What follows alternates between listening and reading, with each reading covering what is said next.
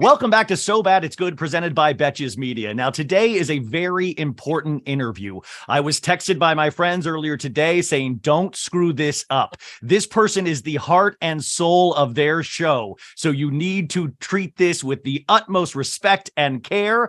She is on a show on Bravo that has been on for 10 seasons. This current season, its 10th season, has seen a spike 30% in ratings, which means so many new people are discovering this show after 10 seasons, and I need you to do the same. You add this to your DVR right now, you start with this season, and then go back on Peacock and catch up with everything else. Now, our guest does not need reality television. She is a doctor. I mean, that's one of my main questions. Why are you doing reality television? She is a doctor. She has been married for 28 years. She has 2 sons, even though we're trying to get one son out of the house, and she is a star. From Married to Medicine on Bravo, Dr. Simone Whitmore, welcome to the show. Thank you for having me. That was an introduction. That was amazing. You deserve it, Dr. Simone. Wait, where are you right now? I'm at the hospital. I'm an OBGYN. I deliver babies. I practice medicine. I save lives in my real life. I mean, that's amazing. That's what I'm saying. Like, I noticed you looked like a doctor's office, which shows you how real your life is on this show. And I guess just after 10 seasons, what keeps bringing you back to this show when you don't need this show? You are a doctor. You have this amazing career. There are so many issues in women's health. There are so many health disparities in the Black community. And I'm on a platform that allows me to talk about those issues, to talk about those disparities every year. And that matters to me. Yeah, I mean, just in terms of Black women alone, you have read previous interviews. You know, Google is at our fingertips, but you have to be your best advocate for healthcare, especially with Black women. And this is such an important platform. And do you see season after season, do people come to you and go, my God, just you being on this show has actually made me look into my own healthcare more? Mm-hmm. We have women every year that reach out that say, hey, I finally had my mammogram, or I'm with my mom who has ovarian cancer. And because of you, I am asking the questions and supporting her through it and feeling better about it. So we're actually encouraging women. We're educating women just on this platform. And we have women who are coming to see us in our offices, scheduling an appointments just as a result of this show. Being able to help somebody who decides to come into my office with infertility or fibroids or endometriosis is an amazing thing. I'm doing my job. I'm loving my job. But to be able to help in women's healthcare beyond just my little old office is amazing.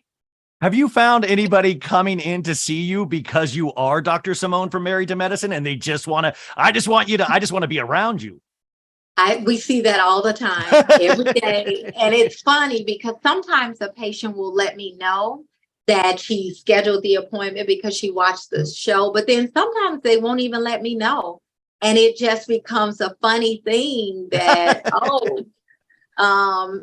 we'll be ending the visit, they'll be getting dressed and they're like, oh, can I take a picture with you? And I'm like, today? Because I look a mess. But yes. They're like, I have your ultrasound, but I do need a picture with you. Right. And then they're like, how's it going with Cecil? You know, they all know. I mean, is that the trade-off, though? You have this very real career, but you share with all of us your personal life. Did you find that very awkward at first? You've been doing this for 10 years, but you've shared everything. Is that a trade-off that you are happy to make? I'm happy to make it, but it is weird when a patient is like, oh, you have a nice home. And you're thinking, how do you know what that is? But, you know, and I have certainly had challenges in my marriage that were shared on national TV. But if it were not for this platform, I would be divorced because my castmates rallied around us, told us we were being stubborn, told us we were being petty, the kind of things that you wouldn't say to your friends as bold as they said it to us. That helped us wake up and take another look at our marriage and whether or not we were truly ready to give up on each other. So if anybody's having relationship issues out there, get a reality show on Bravo, and it could potentially help save your relationship. That was, by the way, that was the if I'm not mistaken, the fifth season reunion where you said you had divorce papers ready to go, and then that reunion made you rethink everything. What was it specifically that in that day of filming changed everything for you and Cecil? The ladies and all of their husbands basically telling us that we had given up on our marriage. We were being stubborn. We had let our egos get in the way, and they were bold about the way they were saying that to us. And not that our other friends at home weren't, but they were just saying it so much quieter, gentler, sweeter. But at reunion that year, everyone was just so bold in their thoughts and opinions about their thoughts that Cecil and I had just given up on our marriage. It honestly made us stop and take a look at things. And 5 seasons later, are you really happy that you guys decided to fight? Because we see you now, and it seems like your biggest issue is potentially your son. But are you happy that you guys fought and stayed in it? I am definitely happy. Cecil is my college sweetheart. I met this man in 1988. And listen, we still have challenges. Miles and Michael are our current challenge. But no relationship is going to not have challenges. That's not the point. The point is to figure out a way to grow together and to navigate those challenges together.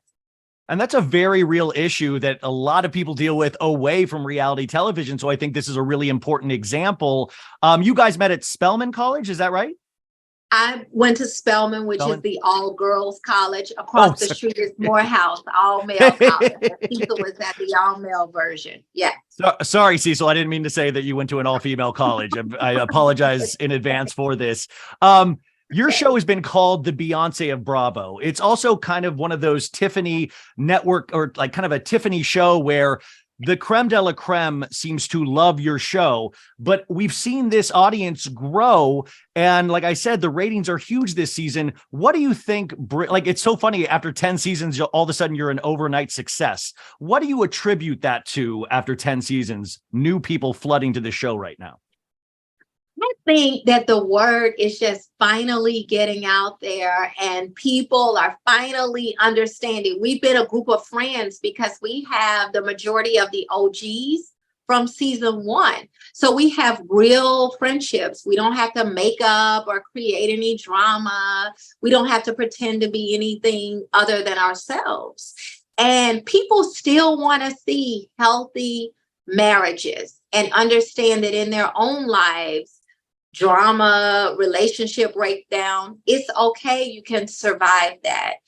Cecil and I are talking about our struggle with our sons. If you have children, everybody has struggles with your children. I just want mine grown and gone, so that I'm not financially supporting them. That's my favorite part of these episodes, though, is seeing, like, in this past, the 4th episode, when you are around the kitchen counter with your son and your husband, and, you know, your son's just like, you know, I've been told by a very wise man to kind of go slow. And you're like, you need to pick up the pace. You got 1 more year. And your son actually asks, do you mean paying for school or just all around? And you're like, all around. And that's a very real conversation, but it's also so hysterical and heartwarming at the same time. Where are you with your son that we saw this past episode right now?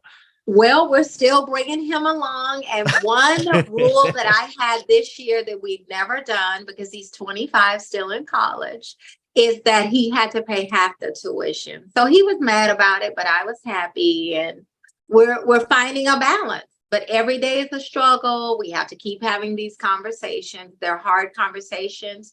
I'm glad they're able to make people laugh, because we were not in the kitchen laughing. Sorry. I'm sorry. Yeah. It was tense, but you know, we're getting through it one day at a time. This season also brought the introduction of Phadra Parks, obviously from Real Housewives of Atlanta. How do you think she's fitting in? Because Immediately, we had some issues with her bringing potentially an unwanted guest to a bachelorette party. And then we had Greg and Sweet Tea's marriage this past episode. How do you think Phaedra's fitting in, and what do you think she brings to the show? Think Phaedra, she's educated. She knew most of us on a superficial level anyway. I think she is fitting in well. She made me step up my fashion game. But she's a breath of fresh air. She's positive, and so she's staying neutral too. She's not really getting in the mix of our drama or taking sides with our drama. I really love and respect that about her. But I think she fits in perfectly as a educated member of this community. Yeah, no, I mean, it's really amazing to see her. I was just wondering how much drama she was actually going to bring and how people were going to respond to that. And it seems like Dr. Heavenly has kind of buddied up with her a little bit. And what is your relationship with Quad right now? My relationship with Quad at the moment is good.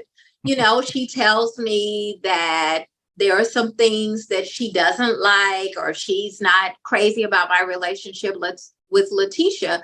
But Quad and I used to be very close. Yeah. Season 2, season 3, season 4. And she's just distanced herself and put me on ice.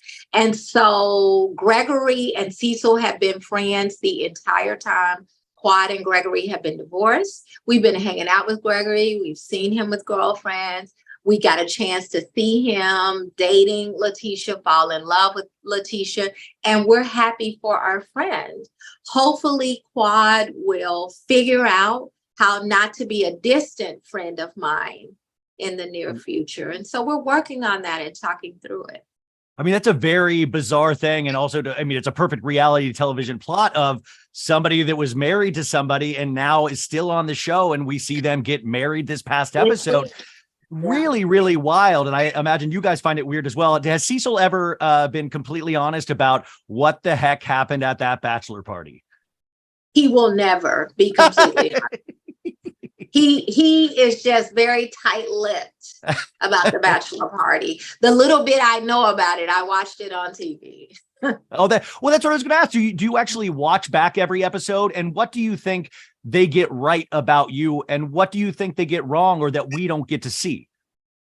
Well, I think that they do a remarkable job. My production company does a remarkable job with the editing. I have never had any complaints. And that's Purveyors of Pop, you guys. Purveyors of Pop are amazing. They also do Real Housewives of Miami.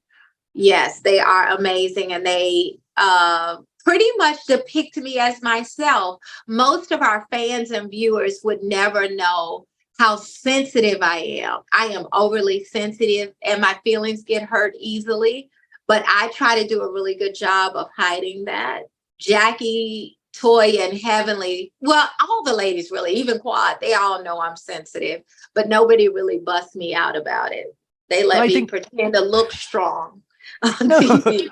But I think that we see that too, that you are strong, but you are sensitive. And that's what actually makes a real human, is that we see all sides. And that's why I think my friend does call you and Jackie as well is like the heart and soul of this show, because you guys do keep it real.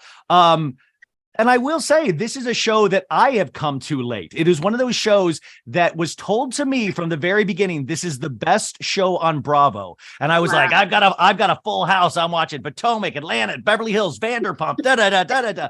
And my 2023 resolution, I swear to God, this was on the show beginning of January, was stop drinking Diet Coke, watch Married to Medicine, and become a better friend. And I've done horrible on most of these, except that I'm now watching Married to Medicine. Okay, well, you're doing good, but go ahead and just keep cutting back on that Diet Coke. Drink more water. I went 4 months. I did 4 months, and then it got that was good. That was excellent. What can you tease potentially in the remainder of the season? Will we see that conversation with you and Quad potentially about this new relationship? Like, what is to come on this show that you could tease a little bit? Well, I think you will get to see our future with whether or not Quad wants to continue to be a part of this group. She's got some self-reflecting that she needs to do. And you will get to decide if you agree with us or you agree with her. Well, okay, that's a good tease. You guys really champion the story of successful Black women. What other issues that are Black women facing right now that you would like to confront on this show in the future? Well, we've already touched upon the healthcare disparities.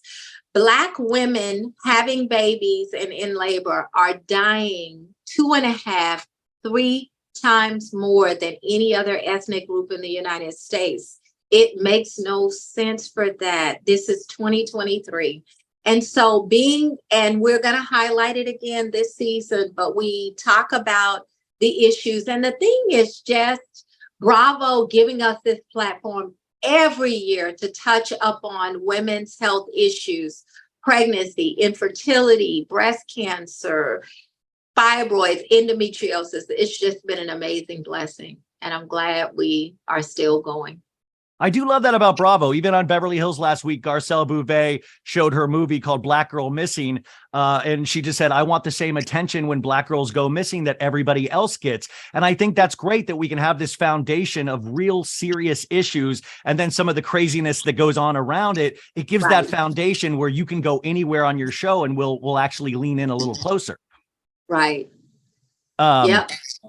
Okay, so this is a question from one of my Patreon, and this is Dr. Simone, I relate to the struggle of how long it is to support young adult children. I just want to ask if you can pinpoint a reason for the lack of adult behavior and ambition that appears to be plaguing many children and families. I have wondered if the COVID years, which was most of my son's high school, has left them unable to really go and feel grounded. I love you and thank you for sharing your sons and your parenting. I am like you, that I had no choice but to grow up and pay the bills and go to school by 17 years old. So seeing the scenes with your sons hits when I have watched my almost 19-year-old son struggle to land as well. I thought that was a great sentiment. Yeah.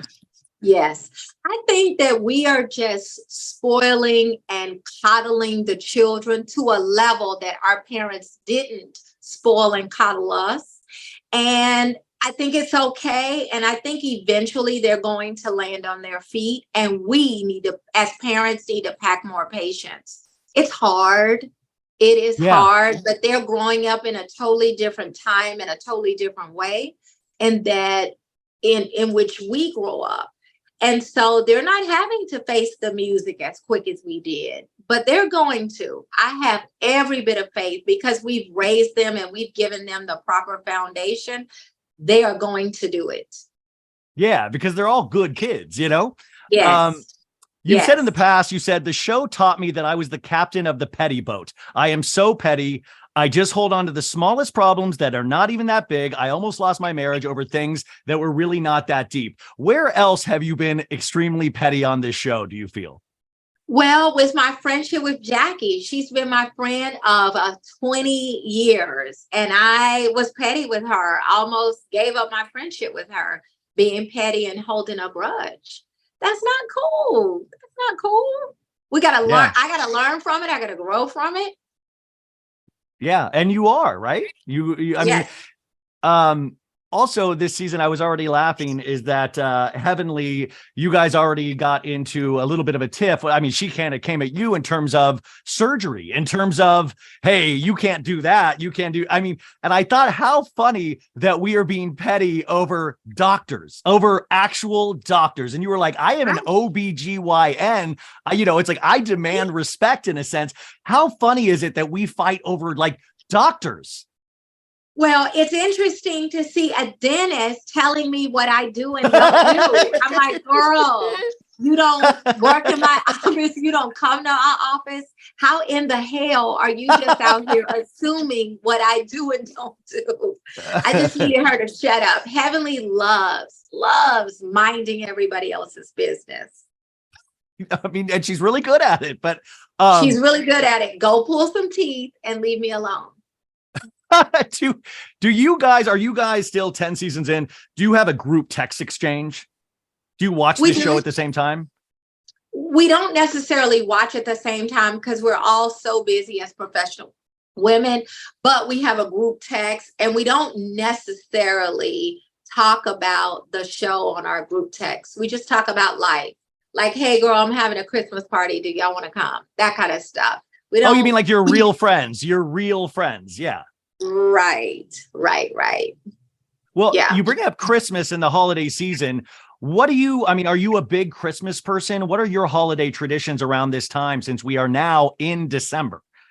I love Christmas. And every Christmas morning, me, Cecil, the boys, we sit in front of the Christmas tree. We open up our gifts as a family. Then Cecil cooks us breakfast. I go wash the dishes. Then I take a nap. And then Cecil cooks us a big old family dinner that we have friends come over, have dinner with us. We have drinks and just hang out and make it a whole day of events. If there's a really good movie that's premiering on Christmas Day, we will go to the movies. One year it was like 9 of us going to the theater and all trying to sit together on a premiere night of a movie. That was really tough. But just making it festive and fun and just being in the spirit of being together. Yeah, it's like creating memories. I was just had Thanksgiving with my dad and my sister, and it was one of those things. We just lost mom this past year, and I was just thinking it was our first holiday, but I was just thinking about the traditions and how sacred they have been to us, and what our new traditions are going to be. And you just seem like such a family person, so I was expecting that you would have a whole setup for any holiday that you do with your family. And I'm sorry that you lost your mom, but continue to make sure that even without her, that you guys are there celebrating her and bring out pictures and talk about the memories that you have with her. That's what we did on Thanksgiving, and we're going to continue to do that all the time. Do your kids know that Santa Claus doesn't exist yet? Do they know? They finally know, but they were old. Still, I made my mom not put out gifts until like I would go to bed on Christmas Eve, and then I'd be like, now you can put out gifts. I did that into my 30s. That's how pathetic I am. Well, my 21-year-old was like still waking up on Christmas at like 6 a.m. excited to open gifts. And I'm like, baby, you are getting too old for that. Let's sleep in until 8. And he finally now is sleeping in, but we don't set out all their stuff until they've gone to sleep. We're having to stay out till 3, 4 o'clock in the morning. Well, when you were at college, I was just thinking, could you have ever imagined where your life is now? You were obviously aiming to do what you do now, but reality television is such a diversion that nobody can plan for. I mean, what if you could go back and talk to Dr. Simone, a young Dr. Simone? Like, I mean, you couldn't have imagined. Like, what were you thinking at that age? And when this got presented to you, what were the thoughts that went through your head? I would have never imagined that I was going to have a career on TV and be an OBGYN. But if I could go back and tell myself some things as a young person, the first thing I would tell myself is that life, just live life. It's not that deep. And to stop being frustrated by everything, stop trying to control every little thing, and just live and enjoy life more. And I would have told my young self to not be so petty, girl. Yeah. Life is just not that deep. And really, when somebody offends you, it's just like somebody steps on your toes. A lot of times somebody offends you, they don't mean to offend you. It just happens. It's the way it is. It's their personality. Move on, get over it, let it go. Life is short. What are Dr. Simone's dreams for the future? How long do you think you would actually be willing to stay with Married to Medicine? Because it seems like you guys will definitely have many more seasons. How long are you willing to stay? And then what are your professional dreams away from reality television? You're still very young. I mean, is retirement even in the mirror right now for you? I'm not as young as this makeup would have you to believe, but I would like to see my show and be a part of my show until it ends. And whenever that is, whenever the time is up and the clock stops, I'm okay with that. But I would like to be here with its entirety. I would like to, see us with some younger cast coming, just like we added baby T, sweet tea this year. But I would love to be here until Bravo says it's over. I have about 6-7 more years of practicing OBGYN, and then I plan to lay my practice down and just spend time, playing golf with Cecil, sleeping in and, laying in my bed, watching the news, drinking my cup of coffee versus hopping up, running to the hospital. Yeah. I just cannot wait for that life. And I've got about 6 more years to go. Well, I mean, I can't wait to see you retire, Dr. Simone. As we start winding down here, here's another question. Who from the previous cast would you potentially like to see come back? Mariah, Carrie, Lisa, Nicole? Is there anybody that you're like, I would really love to see them again on this platform? There is a saying, let sleeping dogs lie. And that's how I'm going to end that. How I'm going to answer that question. We're just going to let sleeping dogs lie. You are letting sleeping dogs lie. That's beautiful. And you just spoke about younger casts, Sweet Tea and things like that. What are you seeing with younger women? Like, what do you notice? Do you recognize a lot of yourself in younger women? Or you're like, these younger women, they are not anything like I was at that age?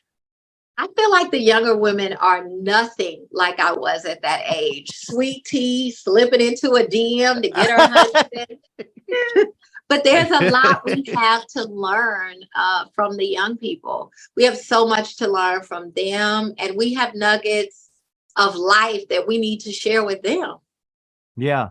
Okay. And then finally, what is the best part of your real job of being an OBGYN, which I want to point out, she's there right now. She could potentially be delivering babies today after this interview. What is the best part? What is the most rewarding part for you?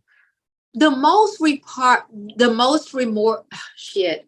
all stuttering. The most rewarding part is just making and creating a bond, treating every single patient who crosses my path like she is my sister, my cousin, or my best girlfriend. And I develop bonds with these patients that are for life. The woman that's on labor and delivery, that's in labor waiting for me to catch her baby. I delivered her first baby 7 years ago. And it's just a bond that she will never forget, that I will never forget. It is such a blessing. And when I had the opportunity a couple of years ago to have a patient that I delivered, who is now seeing me as her gynecologist, she's graduating from Georgia Tech this year. I'm like a proud mama, like that's my baby.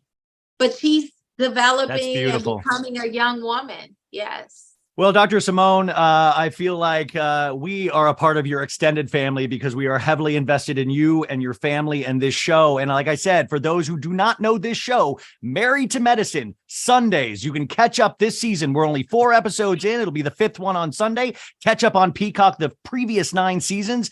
Get involved in this show. It is the Beyonce of Bravo. You are my first Married to Medicine cast member I've ever spoken to on this show. So thank you, Dr. Simone. And I hope to speak with you again. Have a great rest of your day.